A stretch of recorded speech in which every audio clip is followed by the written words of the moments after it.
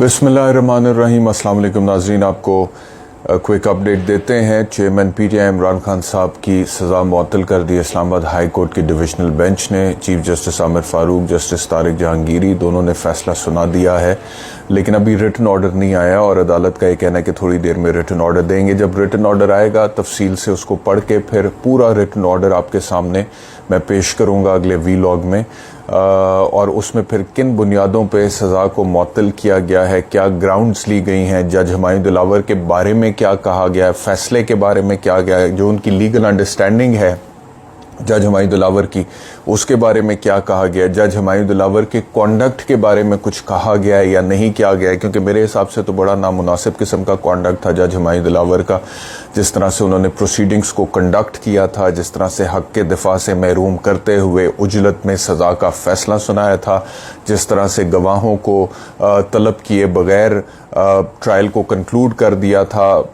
गवाहों को तलब किए बगैर उनको गैर मुतल्लका कह दिया था, तो बहुत सारे सुकम उस फैसले के अंदर थे। और उन सुकम की वजह से ये फैसला, मैं तो पहले दिन से कह रहा हूँ कि सस्टेनेबल नहीं है। इसका जो फेट है, इसकी जो किस्मत है, वो यही थी कि इसने टर्न डाउन होना था, सेट असाइड होना था। बहुत अच्छा होता अगर फौरी तौर पे हो जाता। आपको याद होगा कि चीफ जस्टिस आमिर फारूक का एक कमेंट भी आया था जिसमें उन्होंने कहा था कि ये शॉर्ट सेंटेंस है, यानी कि 3 साल की जो सज़ा है ये शॉर्ट सेंटेंस है, तो ये तो बगैर नोटिस के भी मुअत्तल हो जाता है। लेकिन वो सेंटेंस जो बगैर नोटिस के भी मुअत्तल हो सकता था और फौरी तौर पर हो सकता था, उसको मुअत्तल करने में तकरीबन कोई 24 दिन लग गए, क्योंकि 5 अगस्त का फैसला है और आज है 29 अगस्त। तो अब ये फैसला तो आ चुका हुआ है। जैसे कि मैंने पहले कहा कि रिटन ऑर्डर आएगा तो तफसील से पूरा फैसला पढ़ के आपके सामने उसके ऊपर एक खुसूसी वीलॉग करूंगा। लेकिन अब ये फैसला आ गया है। इस्लामाबाद हाई कोर्ट ने रिहाई का हुक्म भी दे दिया है इमरान खान की, लेकिन उसके बावजूद इमरान खान साहब फिलहाल रिहा नहीं हो रहे हैं। वो क्यों नहीं हो रहे हैं?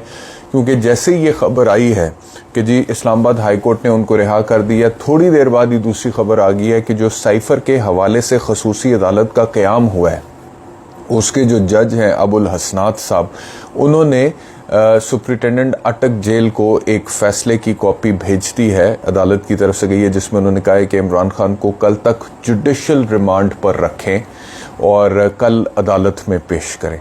तो अब साइफर का जो मामला है, आपको पता है उसकी एक FIR का इंदराज तो हुआ हुआ है, और अगर साइफर को आप छोड़ भी दें तो दीगर भी मुकदमात में हुकूमत कामयाब हो चुकी है। इमरान खान की जो ज़मानत की एप्लीकेशंस थी उनको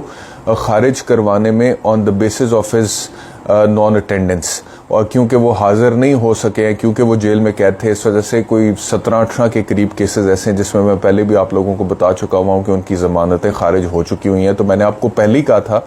कि अब अगर जब भी ये फैसला मुअत्तल होगा तो उसके बाद फिर दीगर केसेस में जिनमें ज़मानतें खारिज करवा चुकी है हुकूमत, वो उनसे इस्तिफ़ादा करना शुरू कर देगी। कोई 2 में डालेगी गिरफ्तारी, फिर अगले 2 में, फिर अगले 2 में, तो वो सिलसिला अब शुरू हो गया। Now this is the second round of litigation, आप कह सकते हैं कि जिसमें अब इमरान खान साहब को एक केस में रिलीफ मिलेगा तो दूसरे में उनको गिरफ्तारी डाल के नज़रबंद रखा जाएगा, दूसरे में मिलेगा तो तीसरे में मिलेगा तो चौथे में, तो इस सिलसिला भी इस तरह से जारी रहेगा। लेकिन यह है कि अगर अदालतें जो हैं वो बर वक्त फ़ैसले देती रहे, अदालतें जो हैं वो अगर एक्सपेडिशियसली डिस्पोजल करें उन एप्लीकेशंस की, पिटिशंस की, जो भी बेल के हवाले से इमरान खान की टीम फाइल करेगी। वैसे टीम के हवाले से एक क्विक अपडेट आपको ये भी दूं कि उन्होंने एक ये पिटिशन भी की है जिसमें उन्होंने कहा है कि जी किसी भी और केस में इमरान खान साहब को गिरफ्तार ना किया जाए, और ये जो साइफर वाला गिरफ्तारी है ये गैर कानूनी है। तो मेरा ख्याल है कि ये जो उन्होंने पिटिशन फाइल की है कि किसी भी और केस में गिरफ्तार ना किया जाए, इस पिटिशन का फेट क्या होगा ये तो हमें पता लग जाएगा। लेकिन मुझे लग ये रहा है कि इसमें मुश्किल है कि जिस मुतल्लिका अदालत में उन्होंने ये पिटिशन फाइल की है उस अदालत से उन्हें ऐसा कोई रिलीफ मिले कि किसी भी केस में उनको गिरफ्तार ना किया जाए, या जितने भी केसेस में गिरफ्तारी उनकी डाली जा रही है उसको गैर कानूनी तस्वर किया जाए। मेरा नहीं ख्याल कि अदालत ये रिलीफ देगी या दे सकेगी। मुझे ये लगता है कि होगा यही कि जैसे जैसे गिरफ्तारी डलती जाएगी वैसे वैसे फिर अदालत उसको मेरिट्स के ऊपर डिस्पोज ऑफ करेगी। मिसाल के तौर पे जिस केस में भी गिरफ्तारी डलती है उसमें फिर मेरिट्स के अंदर अदालत देखेगी और फिर जमानत बनती होगी तो जमानत देगी अदालत। ये सिलसिला इस तरह से मुझे लगता है कि ये आगे बढ़ेगा और इमरान खान साहब जो हैं उनको ये जो अब लिटिगेशन का एक सिलसिला है जिसके लिए वो मेंटली प्रिपेयर्ड थे काफ़ी अरसे से, और वो कहते थे मुझे पता है कि जी मुझे गिरफ़्तार करेंगे, हो सकता है कि ज़्यादा देर के लिए करें, तो वो जो सिलसिला है उस सिलसिले में से, उस प्रोसेस में से अब उनको गुज़रना पड़ेगा और वो गुज़र भी रहे हैं। और उनके हवाले से जो खबरें आ रही हैं वो भी हम आपके साथ अपडेट करते रहते हैं, शेयर करते रहते हैं। अब सिर्फ देखना ये है कि ये सिलसिला कहाँ जाके रुकेगा, क्योंकि मुकदमात तो बहुत सारे हैं। मुकदमात तकरीबन कोई 180 के करीब बकौल इमरान खान खुद हैं, और उनमें से जितने मुकदमात में गिरफ्तारी का बंदोबस्त कर चुके हैं, अभी ये ज़हन में आप रखें कि अभी सिर्फ साइफर वाला मामला सामने आया। थोड़े दिन पहले आपको याद होगा कि पंजाब पुलिस, लाहौर पुलिस यहाँ से ट्रैवल करके अटक गई थी, और जो 9 मई के केसेस हैं उन केसेस में उन्होंने वहाँ जाके इमरान खान को ना सिर्फ ये कि इन्वेस्टिगेट किया था बल्कि अपनी तफ्तीश वगैरह करके फिर वो वहाँ से वापस आए। और उन केसेस में भी अभी मिसाल के तौर पे साइफर एक मामला है, उन केसेस में फिर वो गिरफ्तारी का मामला सामने आएगा तो उसमें अलहदा से फिर पीटीआई की जो लीगल टीम है उनको ज़मानतों के लिए अप्लाई करना पड़ेगा और वो ज़मानतें जो हैं फ़ाइल करनी पड़ेंगी और अदालत से रिलीफ लेना पड़ेगा। अब आखिर में ये कि मैं सिर्फ ये अब इंतज़ार कर रहा हूँ कि इस्लामाबाद हाई कोर्ट का फ़ैसला आता है तो उस फैसले में क्या लिखा होगा। सर्टनली अदालत का जो फ़ैसला लीगली तो काफ़ी हद तक मैं उसको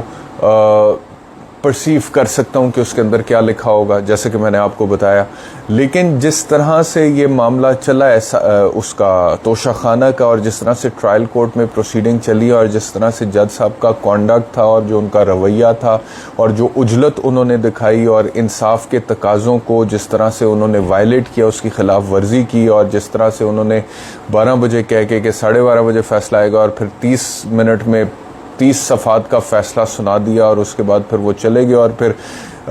उनकी जो सिचुएशन है वो इस हद तक अब अजीबोगरीब है कि उनकी पोस्टिंग ट्रांसफ़र कर दी है इस्लामाबाद हाई कोर्ट में सिक्योरिटी के मामलात को मद्देनज़र रखते हुए। उस बारे में कोर्ट क्या कहेगा? देखें, मतलब कि आपने एक फ़ैसला मुअत्तल कर रहे हैं तो उस फैसले में कुछ तो गलत है ना जो कर रहे हैं। अब गलत फैसला ठीक है, अगर गलत फैसला गलती से हो गया है, जो कि अक्सर होते हैं अदालतों में, ट्रायल कोर्ट के फैसले सेटिसाइड भी होते हैं, ओवरटर्न भी होते हैं, हाई कोर्ट के सुप्रीम कोर्ट भी कर देती होती है, तो उसमें कोई प्रॉब्लम नहीं है, उसमें कोई कबाहत नहीं है, जजमेंटल एरर की गुंजाइश मौजूद होती है। लेकिन अगर गलत फैसला कुछ इस तरह का है कि उसमें कुछ अजीबो गरीब चीज़ें नज़र आ रही हैं कि जो कि जानबूझ के नज़रअंदाज कर दी गई थी अदालत की तरफ से, तो उस पे मौजूदा अदालत जो है जिसने अपील सुनी है और जिसने फैसला मुअत्तल करना है वो क्या फाइंडिंग देगी, अपने सबॉर्डिनेट जज के हवाले से वो क्या फाइंडिंग देगी, ये देखने में मैं इंटरेस्टेड हूँ, ज़्यादा दिलचस्पी है। लेकिन जैसे ही फैसला आएगा फिर आपसे शेयर करेंगे। अभी तक के लिए ये एक आखिरी चीज़ इस व्लॉग में आपको बताता चलूँ कि आप कम से कम होगा ये कि जैसे कि मैंने कल भी आपको कहा था कि खान साहब का स्टेटस कॉन्विक्ट से अब निकल के अंडर ट्रायल प्रिजनर पे आ गया, क्योंकि कन्विक्शन तो उनकी सज़ा सस्पेंड हो गई है, सज़ा उनकी सस्पेंड हो गई है। तो अब उनको वो केसेस में जो है वो जुडिशल रिमांड में जैसे उन्होंने कहा है पेश करें, तो ऐन मुमकिन है कि खान साहब को अब वहाँ पेश किया जाए, लेकिन ऐन मुमकिन है कि जजों को वहाँ जेल भेजा जाए इमरान खान की प्रोसीडिंग्स को आगे चलाने के लिए। लेकिन फिर भी काफ़ी हद तक चीज़ें जो हैं इस हवाले से उनके लिए अब नरम होंगी और रास्ते आगे खुलेंगे। शुक्रिया व्लॉग देखने के लिए, अपना ख्याल रखिए। अल्लाह।